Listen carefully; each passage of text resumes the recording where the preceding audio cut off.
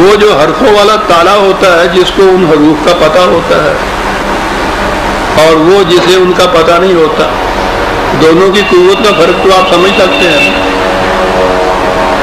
اور جنہیں آپ یہ آسمانی قرے جو ہے ان کے قوانین کا علم حاصل ہو گیا ہوا ہے، وہ اور ہم، آپ غور فرمائیے کہ دونوں میں قوت کا کتنا فرق ہے. قانون کا علم ہو جانا ایک قوت عطا کرتا ہے، اس علم کی روح سے وہ سب کچھ کیا جا سکتا ہے جو کچھ وہ قانون کرنا چاہتا ہے. یہ تخلیق جتنی انسان کر رہا ہے، ایجاد تو یہ کچھ کر نہیں سکتا.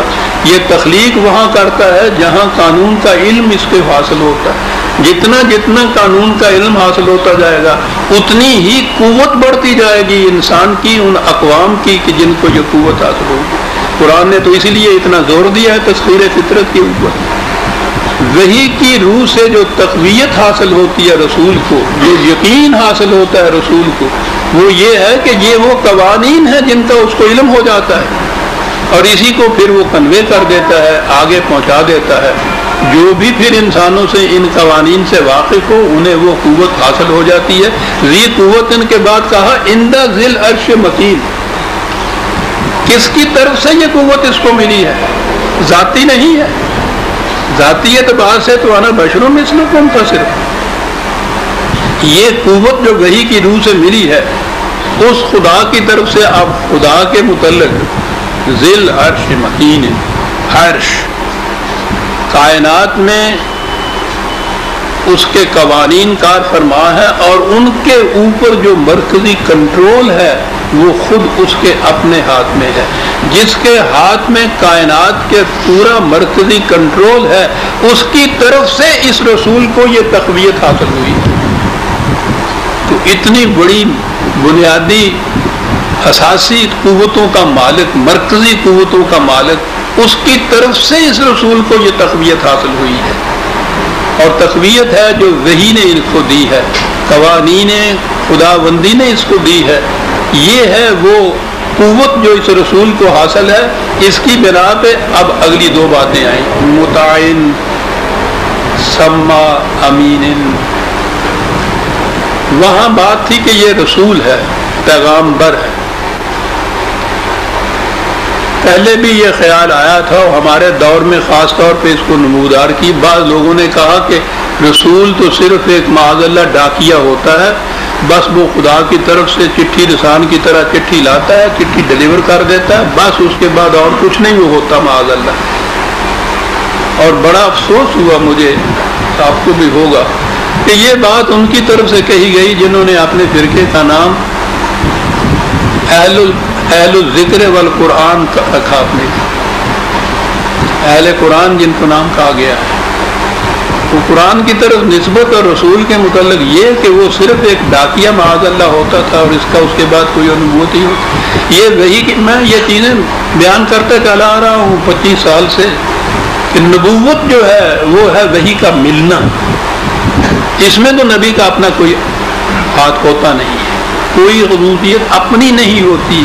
یہ جس کو خدا دیتا ہے وہی ملتی ہے. وہی ملنے کے بعد اس وحی کے مطابق ایک نظام قائم کرنا ہوتا ہے.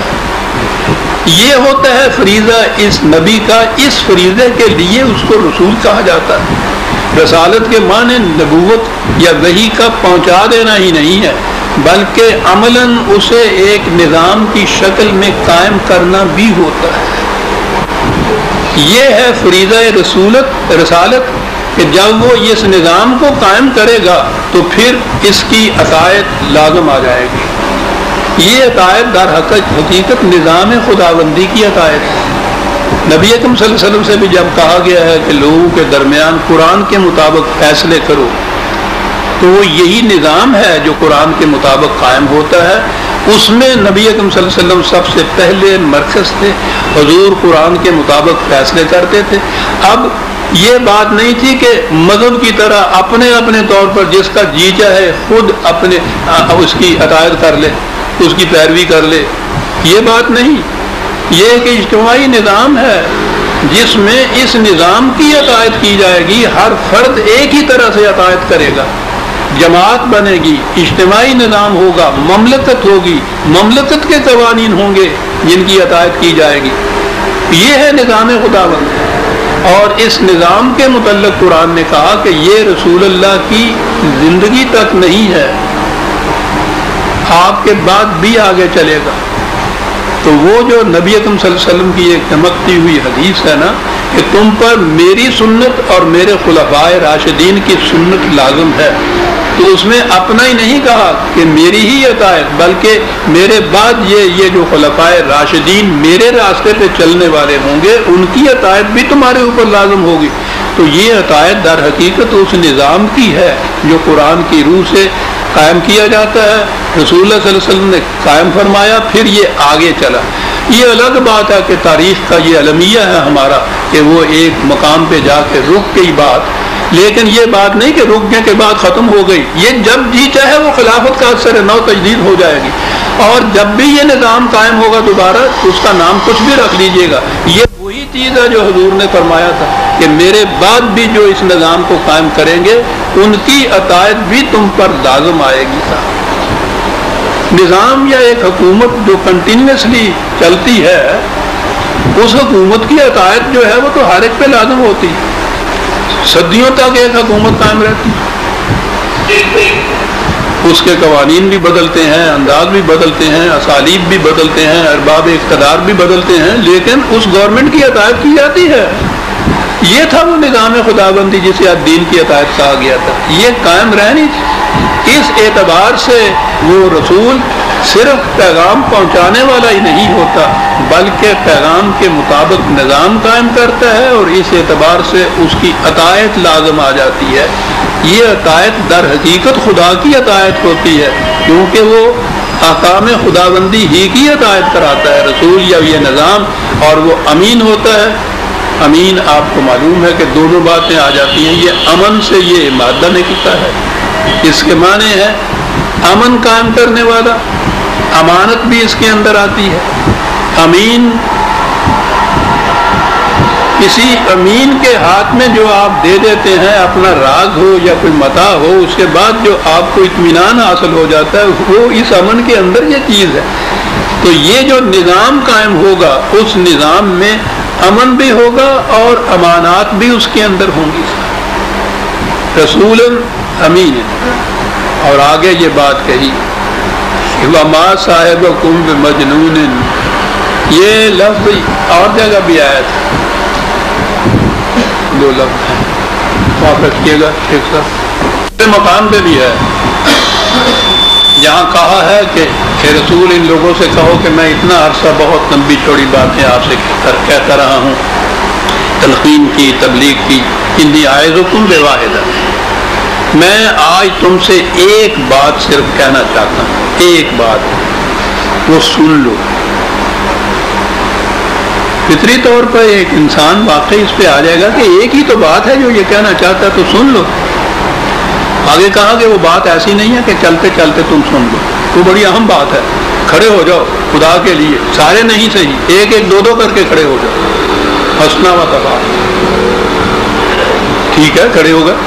دیکھا آپ نے نفسیاتی طور پہ ان کو کیسا تیار کیا جا رہا ہے اس بات پہ غور کرنے کے لیے جو آگے کہی جائے گی. بڑا انداز عجیب ہے. کھڑے ہو جاؤ، کہو بھائی، کہا ایک بات میں یہ کہنا چاہتا ہوں تفکروا، سوچا کرو. بس ایک بات بھی نہیں ہے، ایک لفظ کہا ہے اور سارا راز ہی اس میں ہے.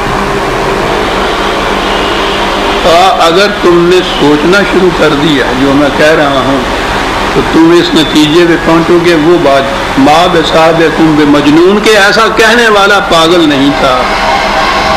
کیا بات ہے. جب تم نے سوچنا شروع کر دیا تو تم خود اس نتیجے پہ پہنچ جاؤ گے کہ یہ جو کچھ میں کہہ رہا ہوں ایسا کہنے والا پاگل نہیں تھا. اور یہی بات یہاں آئی کہ یہ تمام جتنے بھی ستارے اور سیارے اور چاند اور سورج اور نمود سحر، صبح کا تنفس، یہ تمام چیزیں اس بات کی شہادت دیتی ہیں کہ یہ تمہارا کہنے والا یہ رسول پاگل نہیں ہے. اللہ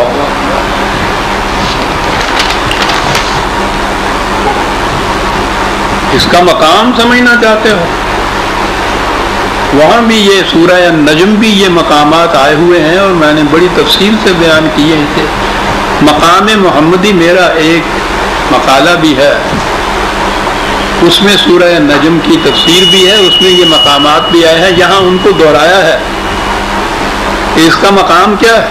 وَلَقَدْ رَآهُ بِالْأُفُقِ الْمُبِينِ، اس نے وحی پانے کے بعد اپنے آپ کو کہاں پایا ہے؟ یعنی انداز ہے کہنے کا کہ اس نے اپنے آپ کو کہاں پایا ہے، مان یہ ہے کہ اس کا مقام کہاں ہے، ذرا سوچو۔ افق کہتے تو جہاں یہ زمین اور آسمان ملتے ہوئے، یہ لفظ ہی ہیں زمین اور آسمان ملتے ہوئے جو دکھائی دیتے ہیں نا، ہورائزن یا افق اس کو کہتے ہیں۔ اصطلاح میں یہ بلند ترین اور وسیع ترین جب کسی چیز کے متعلق کہنا ہو اس کے لیے افق کا استعمال لفظ کرتے ہیں وہ، اور یہ دونوں ہی چیزیں ہیں۔ اس کی بلندی جتنا اونچا ہوتے چلے جائیں گے اتنی زیادہ وسیع ہوتی چلی جاتی ہے۔ یہ در حقیقت کوئی ایسا خط امتیاز کھینچا ہوا نہیں ہوتا، وہ تو ہماری حد نگاہ ہوتی ہے، لیکن اس میں ہوتا یہ ہے کہ جتنے اونچے ہوتے چلے جائیے اتنی وہ وسیع ہوتی چلی جاتی ہے۔ افق کے معنی یہی ہے کہ یہ علم انسانیت کی انتہائی بلندیوں پہ ہے، اس لیے یہ افق کے اوپر اپنے آپ کو پا رہا ہے۔ لیکن افق بعض اوقات وہ چاند دیکھنے والی رات کو آپ 29 کو دیکھتے ہیں نا کہ صاحب چاند نظر نہیں آیا، دھندلا سا تھا، بادل سے تھے، گہر سی تھی، یہ چیزیں بھی تو ہو جاتی ہیں نا افق کے اوپر۔ کہتا کہ یہ جس افق کے اوپر ہے وہ افق مبین ہے۔ کیا بات ہے، وہ سورہ نجم میں بھی ہے کہ اس کی آنکھ نے دھوکہ نہیں کھایا، دوسری طرف پھری نہیں ہے۔ تو افق کے متعلق کہا کہ اس کا علم جو ہے اس میں دھندلاہٹ نہیں ہے، ادلا پن نہیں ہے، صاف مبین۔ جو مبین کا لفظ جو ہے وہ خود بھی واضح ہوتی ہے اور دوسری چیزوں کو بھی روشن کرتی ہے، وہ مبین ہوتی ہے، افق مبین بھی ہے۔ اور اگلی چیز پھر واضح کیا وَمَا هُوَ عَلَى الْغَيْبِ بِضَنِينٍ، بڑی عظیم چیزیں آتی جا رہی ہیں عزیزان من۔ نبوت خدا کی طرف سے وحی پانے کا نام ہے، نہایت واضح شکل کے اندر وہ وحی آتی ہے، اور وحی پانے کے بعد اس کا فریضہ ہوتا ہے کہ اس کو دوسرے انسانوں تک پہنچائے۔ وہ اتنا اہم فریضہ ہے کہ رسول اللہ سے کہا گیا ہے کہ بلغ ما انزل الیک، پہنچاؤ، اور اگر تم نے یہ نہ کیا بفرض محال تو اس کے معنی نہیں ہے کہ جس مقصد کے لیے تمہیں یہ نبوت دی گئی تھی تم نے وہ مقصد پورا نہیں کیا۔ گویا مقصد نبوت یہ ہے کہ اس وحی خداوندی کو، اس تعلیم کو اپنی ذات تک نہ رکھا جائے بلکہ اسے دوسروں تک پہنچایا جائے۔ یہ بنیادی چیز ہے، اس کو ذہن میں رکھنا چاہیے۔